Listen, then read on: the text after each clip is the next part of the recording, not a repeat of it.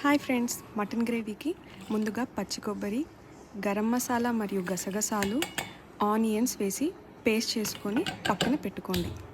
Stove on చేసి oil వేడెక్కాక అందులోకి అల్లం వెల్లుల్లి పేస్ట్, పచ్చిమిరపకాయలు, మటన్, పసుపు, తగినంత ఉప్పు, కారం మరియు ధనియాల పొడి వేసి పచ్చివాసన పోయే వరకు ఫ్రై చేసుకోండి. పచ్చివాసన పోయాక ఇందులోకి టొమాటో ప్యూరీ, ఇంతకుముందు పేస్ట్ చేసి పెట్టుకున్న కొబ్బరి పేస్ట్, తగినన్ని నీళ్లు వేసి కొత్తిమీర మరియు కసూరి మేతి వేసి 5 లేదా 6 విజిల్స్ వచ్చే వరకు మటన్ని కుక్ చేసుకోండి. మీకు గ్రేవీ పలచగా కావాలనుకుంటే ఇంకొంచెం నీళ్ళు పోసుకొని కుక్ చేసుకోండి. ఇందులో కాంబినేషన్ రోటీ మరియు గార్లు బాగుంటాయి. నేను గార్లతో ట్రై చేశాను, మీరు ట్రై చేసి చూడండి.